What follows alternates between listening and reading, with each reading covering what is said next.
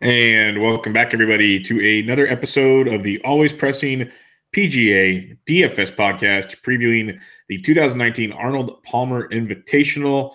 Before we get into that, check out the podcast on Twitter at Always Press DFS. I am at BD Intric, and my co-host, as always, you can find him on Twitter at DFS Golf Gods. Jesse, how are we doing? I'm doing all right, dude. How are you today? Well, just a beautiful Monday, getting ready for more rain. Yeah, that's about it. There's snow on the ground here, so whatever. Yeah. That's why I don't live there, but yeah, no, it's been a weird year, man. Between the snow that you guys are all getting, and it's actually raining for reals out here for a while. It's getting weird. It's getting really weird. But I'm ready for it all to kind of stop, even though we need it. Yeah, dude, I'm ready for some summertime. I'd like some relative just normalcy of my life pretty soon. It'd be nice. But people don't come to hear that. This is Dr. Phil. They don't. Believe it or not. Yeah, surprisingly, they really don't give a shit about how we're doing. But let's recap the Honda Classic, and it was kind of a massacre, as we'd expect. There was a lot of wow moments. The NDF really screwed a lot of things up. But all in all, in the end, Killer Keith Mitchell, the guy we talked about many times on this show, he came through, made the putt on 18 to get the W. What's your thoughts on that? Yeah, dude. I mean, he played well. Obviously, that it was, pretty much what we expected it to be a make a par, and it's a good score on most of those holes. A lot of the scoring was done on that front nine, a few birdieable holes on the back there. But going into after he took the lead, going into Saturday, him and him were in the last group there, and we were talking about this before the pod. But I think it was pretty predictable that they would both kind of back up, and I really think that was a good thing for Keith. He kind of got the pressure off of being in that final group, and was able to go out there and shoot 3 under par. He almost was under par every day of the week. He shot 70 on Saturday in that last group, which is very respectable. But it did, he did lose the lead, and it backed him up a couple groups. And anyways, making that putt on, that's the last thing I ever expect Keith Mitchell to do is make a clutch putt on the last hole, especially like a 15-footer. I mean, I wouldn't feel good about him making a 3-footer most of the time. So good for him, dude. He played well, and that leaderboard was freaking stacked. Yeah, the stones on Keith. It was good to see, because I remember last year in his first real year, I got to watch him at Pebble, and he hit amazing shots, like the par 5, 6 from down below. He'd launch it. He had a good looking eagle putt. He 3-putt for a par. Like, it was. I'm watching the guy, and you could watch him and realize how close he is, and that's how I feel about Cam Champ. Getting to watch him this past year, if he can figure out his short game consistently, he's going to be scary. And with a guy like Keith, and that's why we say a lot on the show when we talk about our DraftKings picks, we would never be shocked if certain guys won. There are some guys who are like, there's no, like, we just want to top 10 it, hopefully. But right. There's a handful of guys that have that in their skill set. That's why we always kind of like recommend them to give you that really big waiver of be prepared for like a +6 miscut. Like, this is very possible. And Keith is great at that. Like, this week he's at the Arnold Palmer. 0 people would be surprised if he missed the cut this week. 0. But that's just the way it works. Right. Well, I mean, you look at a guy like Luke List, who's very comparable to Keith Mitchell. Yep. Both can get to the green very well. They just struggle with the short stick, which, is the hardest part of golf. So it's understandable. But, Luke List had some success here last year, finished second, lost in the playoff to Justin Thomas, missed the cut here this year. So it's definitely not surprising. But at the same time, it is surprising that I didn't see it coming this week. I know a lot of people out there did, and I saw some people with some bets on it. So, I mean, good on those guys for having the foresight for that. But I mean, he overcame Brooks, Ricky. Ryan Palmer had a hell of a freaking Sunday. Mm-hmm. Well, and just the last part on Keith, and we can move on, is that's why when there seems like there's weeks after week after week where we kind of recommend the same guy, it's because there is that skill set there. Right. And it's like you stick with the well because golf's such a volatile sport. But the guys we really stick with more often than not, we know are good enough to make it happen. And I laughed because I listened like the first 5 minutes of Mayo's pod before we started here. And he's talking about how he recited from his preview podcast, how he said Keith Mitchell will get his first win this year and will be on Bermuda grass. And he was pissed off because it's the first time in his life he did not bet on Keith Mitchell on Bermuda. Right. Always stick to your guns, people. So it's the way the sport works. That's why the whole process over results. It's tilting as I mean, it's like literally we're out here trying to predict the hardest sport there is to predict. I mean, there's so many variables and so many different things that could happen. It's just, but I mean, that's what makes it so much fun too. Yeah, and this week was even crazier because, like you said, all the scoring is on the front and the carnage is on the back. So you'd feel like you're really moving up and your screens are green, and then all of a sudden the guy would be like 400, now he's back to 2 over. And like it was just such a roller coaster ride. But I was pumped for Keith. On this show, we talk about it all the time. We love seeing these young guys win. But we were so close to a Ricky versus Brooks playoff, which would have been just an electric factory. For a tournament that we're used to having big names at, some backed off because of the new schedule, having those two in that playoff would have been epic. What's your just overall thoughts on them? Because one thing that I'm really mad at myself for is Brooks even said it like after Thursday or Friday, I should have registered the way I read Brooks. He said, of course I can play well here. It's like a major tournament. It's like a U.S. Open is how hard it is. And I don't know why that didn't register, but what was your thoughts on Ricky and Brooks? Yeah, they it's not surprising that they were there on Sunday. Ricky struggled in the beginning of Sunday there, and he should have really he probably should have won it. He hit some really terrible shots. But it doesn't, it's obviously not a bit surprising. What is surprising is fucking Vijay Singh finishing in sixth place. And being in the final group on Sunday, I mean, like, it was a wild week. The cut was on Friday night was epic. I mean, for the longest time, everybody, I was getting some DMs and some messages from people. Oh, it's not going back to 2. And I was like, just wait. I mean, there's way too many people to go through that bear trap. And it ended up getting back to 2, and Woodland had to make a 20-footer on the last to get in. And I mean, that was an epic cut sweat. Like, that's what it's all about, man. Like with PGA DFS. Yeah, it was the whole Thursday. We're in the Slack chat, and I'm like, God, my 3 lineups look really good. And I even prefaced, and it's all going to come crashing down on Friday because it's just how it goes. And I was still looking great until like Scott and 2 other guys hit the bear trap, and all of a sudden it went boom. And that's just the fun of it all. That's why we keep doing it. Scott was super surprising to me. Yeah, apparently he changed up something about his putting. That would have been nice to know. Instead of using the normal kind of longer putter he uses, that he's not the legal one with the legal long putter now, he switched back to just a regular. I'm horrible with the names I'm using right now, but there was a whole article on it. He switched back to a different putter after putting pretty much the best he's putted in a long time, back-to-back weeks. He changed his putter. Don't know why. Maybe because he changed grass types from POA to Bermuda. I don't know, but it made no sense to me. Yeah, it doesn't make any sense to me either. It was that was a tilting miscut for sure. But it was, that was a great golf tournament, and it usually is, just because anytime you have scoring that low, it's going to bunch up the leaderboard, and that's what happened. Last thing we can talk about here before we move on is Adam Schenk. A couple weeks ago, there was all these penalties, people talking penalties in Arizona. They've kind of left off the gas. Pebble, you didn't hear about it, Genesis, so on and so forth. Well, now Schenk gets one, and there's a couple of bad things about it. A, I think it's ridiculous if you think a guy's lining a guy up out of the bunker. Like, let's be real about that. Yeah. And B, they let him know 24 hours later. It's like, okay, if you're going to penalize me. But if I would go, it's like I'm a baseball guy, and you get the challenge to play, but if a pitch is thrown, you can't challenge it anymore. Like, if I'm getting penalize me. There's rules officials everywhere. So someone should let a guy know, maybe not like before his next shot, but before he leaves the golf course, it might be nice to know those kind of things. But because in theory, he probably signed a bad scorecard if they want to be real anal about that. But I guess they can't get him there. But what was your thoughts on the Schenk penalty? Because it was pretty crappy. Yeah, it's the rules got to have some clarification. Did you see Justin Thomas tweet? I was about to ask. Did you see his whole back and forth with the USGA? That was amazing. That's really odd to me that they would respond to him on Twitter like that, in that fashion, especially saying, "Hey." Do they understand how many Justin Thomas fans could go ape shit on Twitter? Like, do they understand the cesspool that Twitter is? I'm not sure if I don't know what the thought process. I thought maybe it was fake, but then Golf Channel and everybody else picked it up and treating it as a real.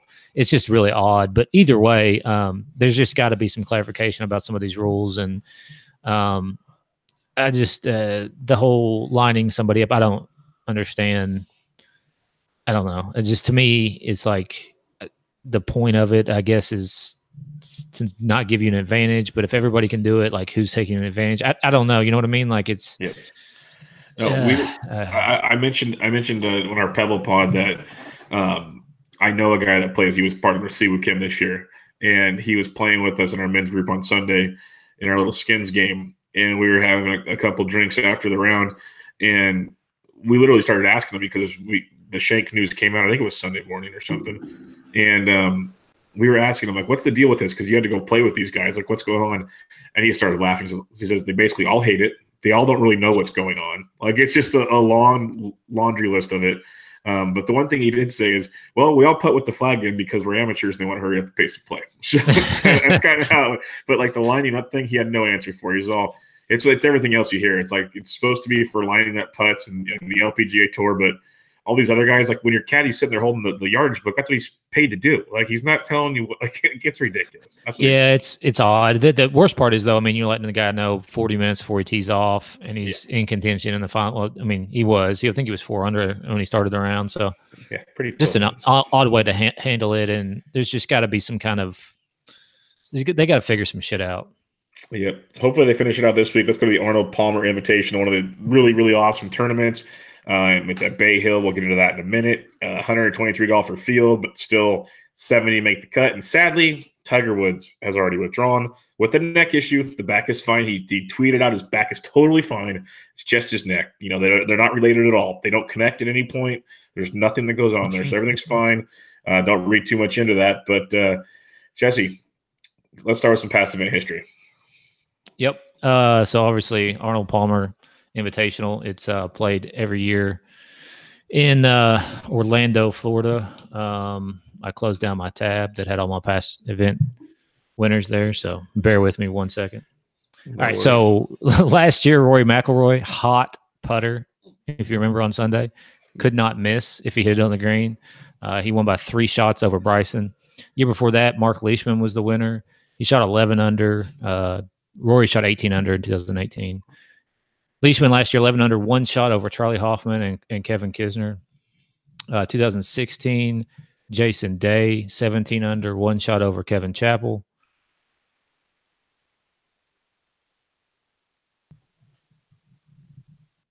Yeah. Jesse? 14. And Tiger Woods has won here 8 times, but he's not playing. Like you said, he already withdrew, so. Well, that sucks. Yes, you mentioned it's at Bay Hill in Orlando, Florida. It's been at Bay Hill since 1979. It's a par 72, 7,420-yard golf course. It used to be a little shorter. They have extended it over the years. We kind of already hinted at it since being in Florida. Bermuda greens, very, very fast here, though. They redid them in 2015. Lots of slope, lots of speed.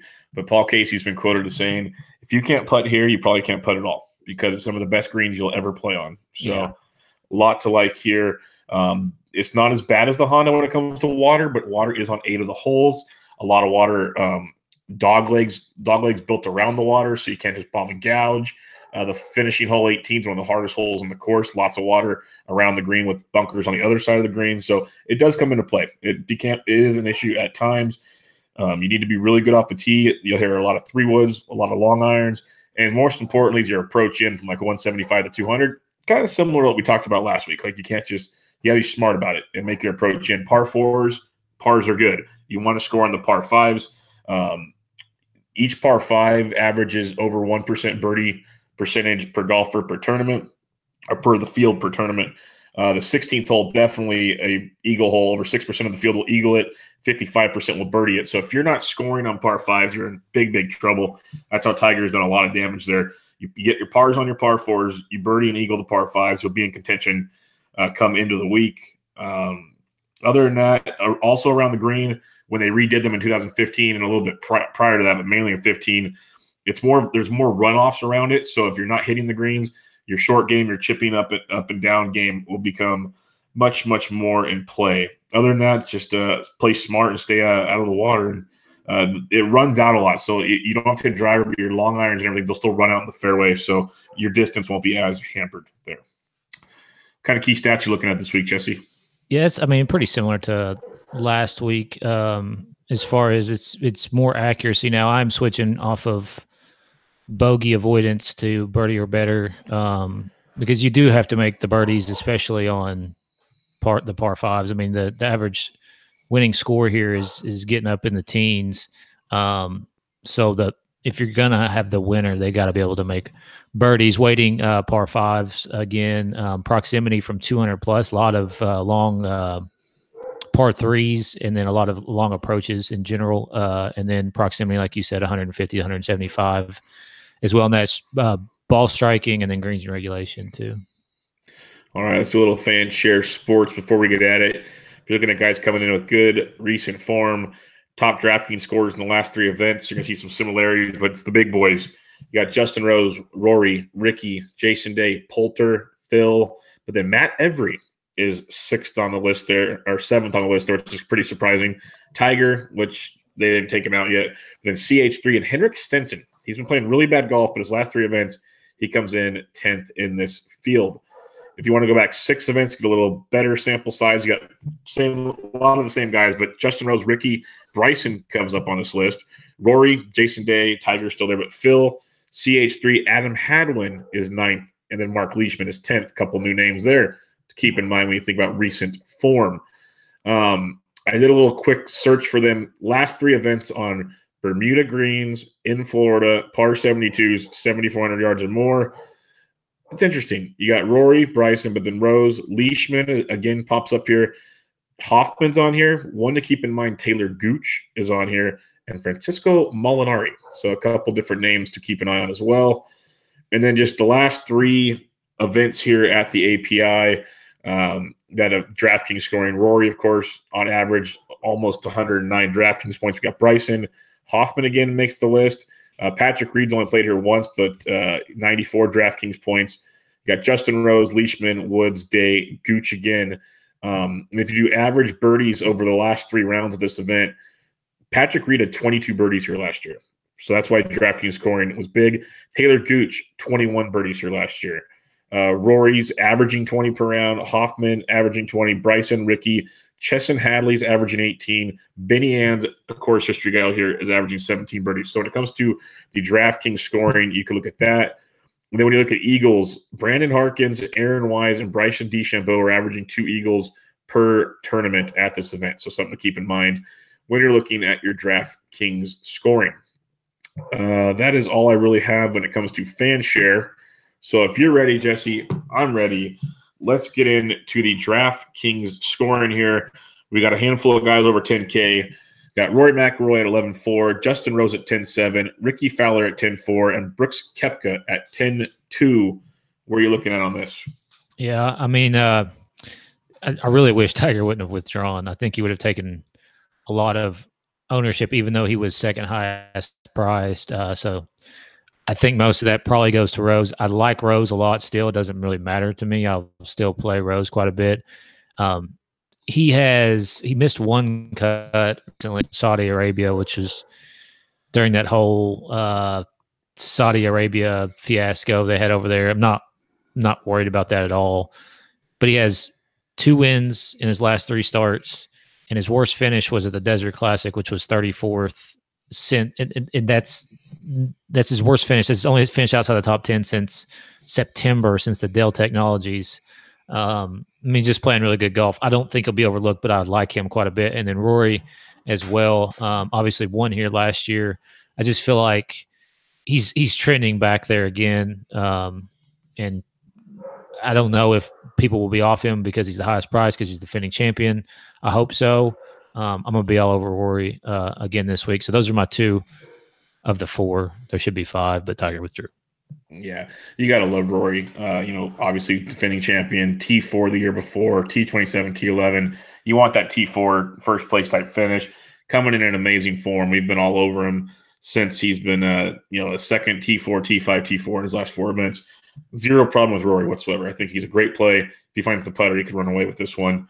So I'd be all over that. Justin Rose, as you mentioned, is coming in, playing pretty well, and he has great course history here. So I have no problem with him. But I think getting back on Brooks could be very interesting. I think he gets overlooked in this area yet again. People just for some reason don't want to play Brooks. I don't get it, but it's just the way it is.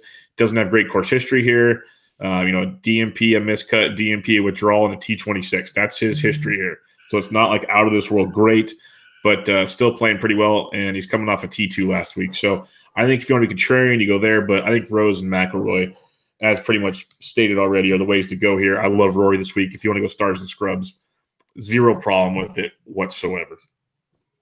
Let's get into the 9K range where you can do a lot of damage. There's a lot of really, really good golfers here. You got Jason Day at 99, Bryson at 97, Leishman at 95, Matsuyama at 93, Phil at 92, Fleetwood at 91, and Molinari at 9,000. You could really build a lot here. Where do you like to go, Jesse? Yeah, I'd imagine this is probably the chalkiest range. I think that probably your average like DraftKings guy who's just plugging in a lineup in the $5 will start in this area, I would think. And I think Tommy Fleetwood's going to be pretty chalky. I like him just fine. Bryson's a great play at 97 if you start with your lineup there. You know, I'm not 100% sure how high owned he will be, but Day's probably the pivot off of him. Good, really, really good course history. I mean, for Jason Day, a fourth and a fifth in the last two starts, and really hasn't finished outside the top 25 since he missed a cut at the Dell Technologies back in September. He's playing good golf and probably trending in the right direction. So now is maybe the time to hop on. Hideki, he's got okay course history, 49th, 45th, 6th, and 21st in his last few starts here. But again, playing really well again. So it'll be interesting to see who is the highest owned in here. I don't know how much of these guys I'll actually play because I'm probably going to be pretty heavy Rory and Justin with some stars and scrubs. So I might have to just, but you know, if I'm starting here, I'm starting probably with Day as my number one play in this region. Yeah, I think Day is a sneaky nice play. I think he's a really good pivot play here. I think at $9,900, I think it's very, very good. 6 of 8 cuts made here. Obviously, he's won before and coming in great form, T4, T5. So I think he's a really interesting player because everyone's going to go to Bryson, as you were talking about. $9,700 is just too cheap for him. Finished second here last year. He's coming in great form. You know, he slipped up a bit at the Genesis, or in Mexico, I mean. But come on, just the guy's been playing such good golf. One tournament is not going to distract me here. And before he finished second here last year, everyone wondered if he'd ever be anything more than just a scientific nerd. So I think there's a lot to like with Bryson at 97, but the ownership could just be out of this world crazy. The other guys I like, Fleetwood at 91, like you mentioned. Leishman's a sneaky pivot play as well, just because of course history, but I'd rather go to Day if I have to. But the guy I really like here, no surprise to me, it's listening to the podcast enough, is Francesco Molinari. I know he's kind of taking a kind of slower schedule, but he's still playing great golf. T17 in his last tournament he played, and he's made 6 of 6 cuts here, including 3 top 10s. I really like that consistency. If you're playing cash this week, I have no problem starting a lineup with Molinari. I think he's definitely a guy down here at 9,000 that could win this thing. And that's where I'm going to go here. You could even put a Molly with, a Justin Rose and still have a pretty successful lineup. So I love the Day pivot. I think Bryson's a great play. I'm just really curious on the ownership there. But then I go down to Molly at 9,000. There's a lot I like there. Hey, I don't mind Molinari at all. I think I actually had him checked off. I just didn't mention him because I wanted you to be able to have all the glory. I appreciate that. But I think he's gonna, he's done his European Tour thing. He's done his Ryder Cup. I think it's his turn. He did a little bit on the PGA even last year, obviously. But I think he's in for a pretty good run here pretty soon. That will be fun. We've always hoped it'd be Fleetwood, but I think Molly's gonna get it in. So that's where we go there. Let's go into the 8K, and this is another interesting one. You got Patty Reed at 89, Billy Ho at 88, Hatton at 87, Chucky Three Sticks at 86, Berger at 85, Keegan at 84, Kokrak at 83, Lucas Glover playing great golf at 82, Henrik at 81, Poulter at 8,000, and Bubba at 8,000. Where are you looking down here, Jesse? It's another solid range. Yeah, really good range. Obviously, this field's loaded. It's an invitational field, so I believe 125 start.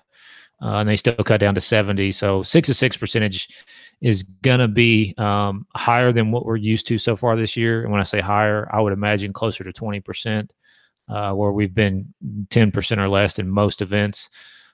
So just keep that in mind kind of when you're making lineups. You got to get the high upside guys. Starting toward the top for me, Charles Howell, I think, is a totally fine play. His stats line up. So does Keegan's. Both of them are obviously the ball strikers. Can they get the putter going? That's a giant question. Kokrak's price to me is odd. I mean, I know he played okay last week, but like I'm confused how he gets up to 8,300 because he was in the sevens last week, right? And this field is much stronger this week, so I'm confused, especially since he missed the cut here last year. And I mean, doesn't have great course history. Finished ninth last week, so that's fine. I just don't know how much I can stomach paying $8,300 for him. Lucas Glover, man, I've been on Lucas Glover, and I got him at decent ownership last week. He was 10% owned. He finished fourth with a solid 66 on Sunday. And when the wind picked up, he kind of started playing better. I just don't know if he's going to be chalky. And if he's going to be chalky, I just don't know if I want to play him. But it's hard to get off of him at this point as much as I've played him. Low price decrease this week, which makes sense, unlike Kokrak, who had the price increase. Anyways, my favorite play, Ian Poulter, $8,000. Give me all the Poulter. I know he's not done that great around here. 41st, 41st, 46th, 21st, 20th, 21st. But in his last three events, and these are not shitty European events, most of these, well, all of them aren't. Third, sixth, and then 33rd in Sony is just. I want all the Ian Poulter at $8,000. Yeah, I'm with you there. I won't go too much more in it there. I think Poulter is a phenomenal play at $8,000. I think he's a cash game target of mine and definitely GPP play as well. CH3, I absolutely love it, $8,600. The course history narrative plays phenomenal here, and he's playing just really, really good golf. He's made 16 of 18 cuts here with the top 10 involved there, coming in really good form. So I like CH3 at 8,600. You can look at a Keegan at 84. You mentioned Glover. The other guy I really like here, and I think he's a really good GPP play, is Patrick Reed. T14, T22, a 56th, and two T13s in his last 5 events. Finished T7 here last year. I was talking about how he had 22 birdies here last year, over 90 DraftKings points for a 7th place finish. He's he likes to play in these big fields where he kind of gets forgotten. And to me, $8,900 for Patrick Reed, who just won the Masters last year in a field like this. I'm not saying he needs to be more than Molinari and Fleetwood and those guys, but being outside that 9K range kind of stood out to me a little bit. Maybe it'll affect his ownership, but this is a guy that could definitely make some noise. I think at $8,900, he's a very, very good GPP play with some big time upside. So I like Patty Reed to be a kind of contrarian type play there. Let's get to the 7K range, loaded 7K range, Jesse. So I'm not going to name them all off, but why don't you give me some of the guys 7,500 and above that you're liking this week? Yeah, I mean, Luke List is definitely interesting. Missed the cut last week. He's a better Keith Mitchell. He's missed a lot of cuts this year, but if he gets it going, his putter was just broken last week, which it is most weeks. $7,900. I'm not sure how popular he'll be, but I feel like coming off the missed cut, he's a better play than if he made the cut last week and finished 50th. So I don't mind him at all.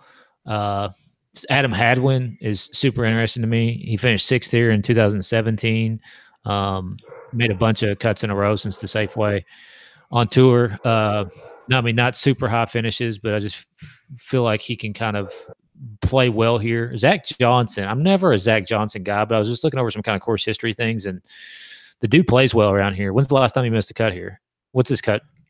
I'm only going back to 2013 here. I got him right here. ZJG. If I just knew my alphabet, there it is. 14 of 15 made cuts. I only got the last 5 up here, but yeah, he's been lights out. 5 top 10s in that time span. Right. I mean, since he made the cut and just kind of backed it up on Sunday. He started really well last week at the Honda, and then just kind of backed up. And we're getting a $1,000 price decrease on him this week, so I think he's super interesting at $7,700. Michael Thompson at $7,600. He kind of backed it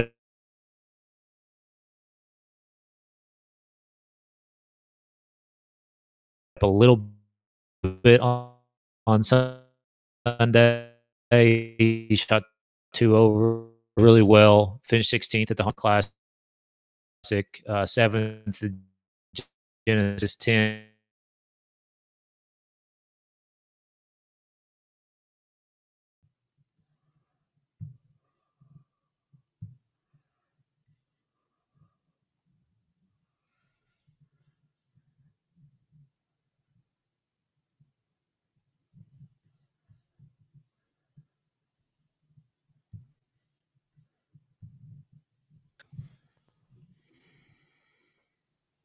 We back? Okay, now I got you. When did that cut out? Michael Thompson. All right, Michael. The last thing I was going to say was Michael Thompson. He played well last week, and I'll be back on him again this week. Are we going to stop at 7,500? Yeah, stop at 75. Right. Yep. Yeah, I echo the Luke List sentiments. He's an outstanding GPP play week in, week out, and I agree. He's usually popular and stuff like this, but coming off the cut could help a ton. I think Siwoo Kim is an interesting play. Not always a favorite, but he's coming in the third in a T4 his last two events. He's made 2 or 3 cuts here. He did miss cut last year, so GPP only, but Siwoo's really playing some good golf right now, so he's got my attention. I like the Hadwin call, maybe more cash than GPP, but he's got some upside there. ZJ just as well. Course history narrative. If you just want guys to make the cut, ZJ fits that to a T. Last week Jason Duffner was this kind of guy. Kevin was talking about him in the Slack chat. He makes the cut. It is what it is, because there's a reason these guys make cuts. For some reason at these events, they know the course very well.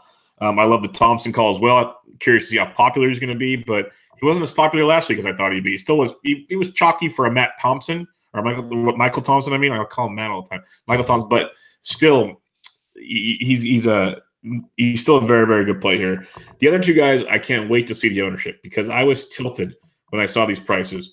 One was Benny On at $7,500. He made 3 straight cuts here, including a T14 last week. But more importantly, my guy, who I pretty much preach every time he's on an event, Rafa Cabrera Bello. RCB at $7,500. Yes, it's his first time here, but he's been T19, T25, T22, a miscut, and T11 in his last 5 events. This guy is an amazing ball striker. He doesn't have to hit his driver. I'm worried he's going to be chalky at $7,500, but he just stands out like a premier player in a really weird price. Like him and Coke Crack should be switched. That would make sense to me. Yeah, that would me too. RCB at 75, I just don't get. I mean, I might just eat the chalk. I might pivot, come to the Slack chat on Wednesday when we talk more ownership and other plays. But I am really curious. I know he's a first-time guy, so we're a big course narrative group here, a course history narrative, and that kind of plays off there. But I'm really curious to see what the deal is with that pricing. Maybe he just goes and gets blitzed and Kim misses the cut by 10 strokes. I don't know. But $7,500 makes no sense for a guy. His ball striking ability, his approach game, his around the green game, his birdie abilities, I don't get it. He can destroy par 5s. So I'm really curious about that pricing there. All right, below 7,500, Jesse, who you liking down there? I'll start up top there with Haotong Li at 7,400. I think he has the upside. He finished 54th here last year, but I think he has the upside to get inside the top 20, maybe potentially a top 10. Finished 19th in Mexico, which was a 60, 70 man field or whatever, but second and 12th in his 2 starts before that.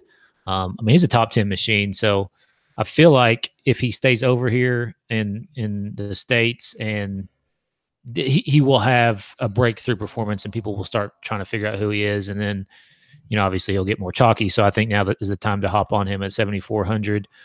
Just looking over some stats, I think Thorbjørn Olsen is a terrible way to say that name, but he kind of fits. Missed the cut here in 2017, but finished 7th in 2013.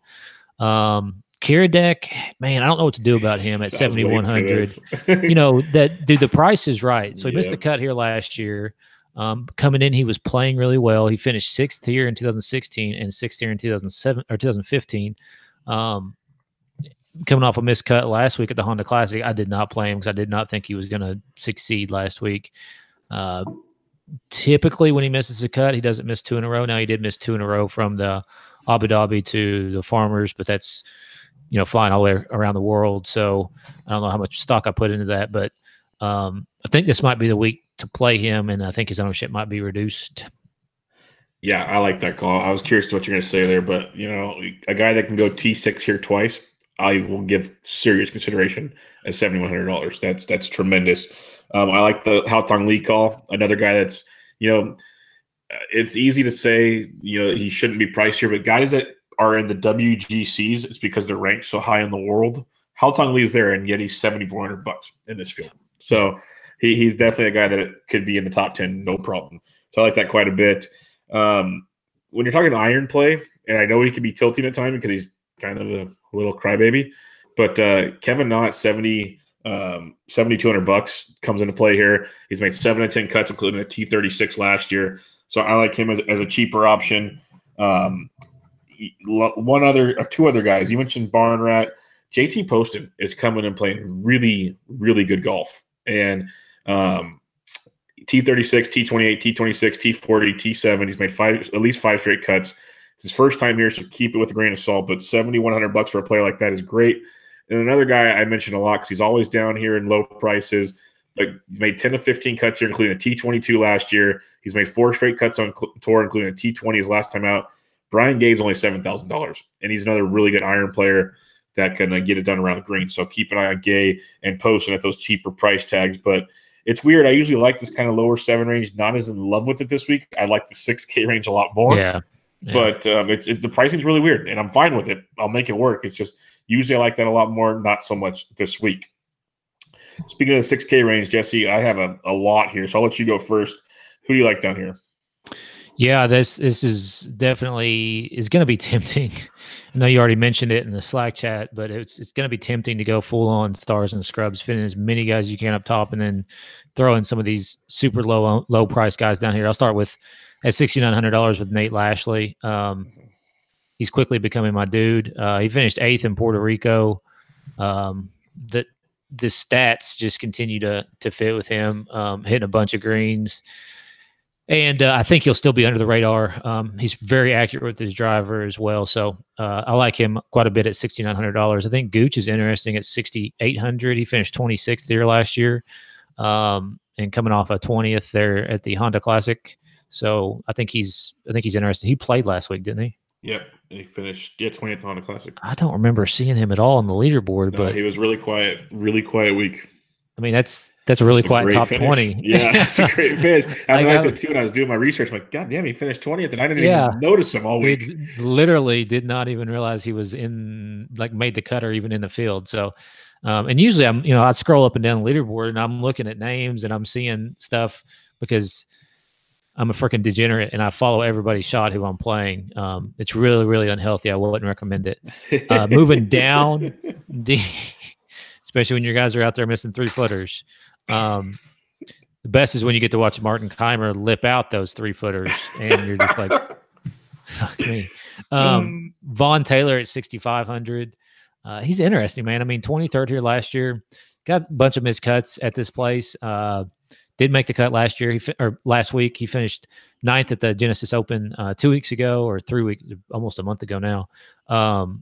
So I think he's interesting for that price at 6,500. He's been playing pretty well, especially for the discount you get there. And then last but not least, Corey Connors. I think he's interesting. He's just looking at some stats from him. He's missed a lot of cuts in a row after he finished second in Sanderson Farms, but he kind of lines up on some of the singular stats. So super deep GPP play, not going all in on him by any means, but did want to mention him as a play. Another guy, dude, what about why is Ryan Almer and Stewie Sink at $6,200? No idea. I could play them both, and if they miss the cut, I don't care because they could easily T15, T10 this thing. Yeah, no so idea. Stewie tilted me to death last week with his MDF. He tilted the entire Slack chat. Yeah, I mean, just absolutely terrible round on Saturday. But at 6,200, I mean, normally we're getting guys down here who are fresh off the web and have not made a cut yet. And you got Ryan Armour and Stuart Sink down here. Those are semi cash worthy plays at $6,200. Yeah, there are plays I consider cash in 6K, which you rarely ever do. Sink's made 15 and 19 cuts here, 5 top 25s, 3 top 10s, T58 last year, T28 the year before. He's played just fine here. Ryan Armour coming off a T12 last week, got 4 missed cuts prior to that. He's made 2 of 2 cuts here. So, cash game viability definitely reigns large. One name he didn't mention, I'm curious about because we talk about him a lot lately because he's a different golfer now. HV3's $6,900. I know it's kind of an up and down week with him, but what's your thoughts here? Yeah, I mean, course history, did he play here before 2016? I've got 1 or 2 made cuts. 1 or 2 made cuts, T34. Yeah, I mean, I think he's worth a look at 6,900. He can, pretty sure he's decent on par 5s, is he not? Maybe he's not. Let's look at him. Yeah, not very good in the field on par 5s. I mean, he's a GPP play, only. But yeah, I don't mind him. Okay. One guy at $6,900 I do like. Mentioned him last week. He made a run, but he finished T30 as Sunday wasn't too kind to him. T15 the week before. Made 2 or 3 cuts here. T7 here last year is Patrick Rogers. Another guy that's pretty boomer bust, but I like his upside here. If you want another kind of semi-cash game play here, he's not flashy by any means, but Graham McDowell at $6,900, he'll just make cut after cut after cut. He T22 here last year, T28 the year before, 2 missed cuts in the T10, so he can contend and make cuts. You mentioned Gooch. CT Pan at $6,800 is a very, very interesting one as well. Might come in a little chalky, but 2 of 2 made cuts here, T41 last year. I mentioned this one in the Slack chat earlier when I was doing the research. Marty Party Laird, he's $6,700. We know how tilting he can be. He's coming off a missed cut. He had 3 straight cuts prior to that, but he has made 9 of 9 cuts here, including a W. T26 last year. He's $6,700. He likes this course quite a bit. Another guy we talked about last week on the show, and he actually had a pretty good week. It was up and down. It looked like he was going to have a really good week, but not quite Vijay Singh-esque. But he still finished T20. That's Ernie Els. He's getting it done. He's $6,600. He's made 3 straight cuts on tour. Past 4 of champion his last here 5. too. Yeah, he's a really sneaky one.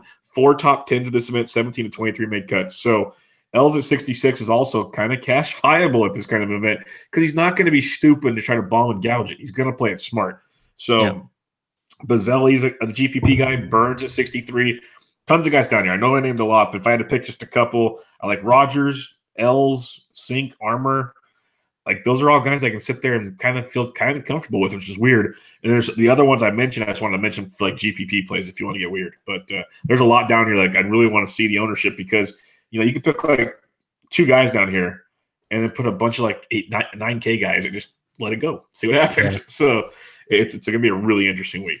One more guy to go along with your old man narrative is Davis Love III. Yep. I mean, again, GPP only, but he's another guy who's been successful around here. He's made 1, 2, 3, 4 cuts in a row here. I mean, he missed a cut in 2012, but finished 14th in 2010, obviously a long time ago. Coming off a made cut at the Genesis Open. He top 10 in Hawaii, so he's a boomer bust deal. Yeah, definitely. So it'll be interesting to see how that goes. Please join us in the Slack chat. It's free. It's fun. There's guys talking all sports all the time, and we'll get in there and do the DraftKings thing for the PGA Tour as we get more information or questions are asked. Let's narrow it down a little bit. Give me 3 of your top GPP plays. Obviously, there'll be more. Again, that's why you join Slack chat to ask questions like this. But who are 3 guys you'd be targeting for GPPs right now? Yeah, Hao Tong Lee be number 1 for me. Lashley's on that list as well. And then lastly, I want to say Poulter, but if I played cash, he'd be on my cash team this week too. So the last guy I'll throw out is Luke List. Yeah, I had Reed, List, and Keegan Bradley were the 3 I had penciled in there. But Reed and List are like, if you're building GPPs, like I would almost start with those 2 because if you're willing to take that risk, because these guys could easily do some damage out there. Yeah, and should be decently low owned too. At least I think List is. Now I don't know how highly touted he'll be, but that'll be interesting to see. Definitely. Now when it comes to cash, the 3 guys I'm building around, I'm right after we finish recording, I'm gonna start a lineup. Molinari, CH3, Ian Poulter. I'll probably throw RCB in there as well. 4 of my 6 guys right there. Like I'm just throwing that in cash, and I'll build around that. Who are 3 guys you're looking at for cash? Yeah, I think Poulter is cash worthy. Glover, I would also put on my cash team, and then I don't know, like it just kind of depends on where you go with it. But I also like Michael Thompson quite a bit. Yeah, there's a lot to like when it comes to that. We already talked a lot about the below 6K or in the 6K range guys. Let's talk about some winners. Who do you think's getting the fancy red sweater this week? Up top, I really think it's between Rory McIlroy and Justin Rose. I know their odds are super short, so like a more long shot for me would be Poulter getting the job done here. Ian Poulter. How much is Ian Poulter on my bookie? Let's see. Where are you at, Ian? He can't be this low. That's disrespectful. No, I must have went should past be about 50, I think, shouldn't he? Yeah, I probably scroll. Yeah, there he is. 50 to 1. Exactly. Bingo. Ian Poulter at 50 to 1. That's pretty much what he opened up at. So, all right, some that I like outside of the if you don't go Rose or McIlroy, but you still want to be up top. I do like Bryson at 18-1. I think that's actually decent odds for this field for a guy of Bryson's caliber. I really like Molinari at 35-1. I look at something like that, and then RCB's at 60-1. Maybe I'm just biased because that's that DK price tag, but 60-1 for him. I watched him a lot at Pebble. I was very impressed with how he played golf.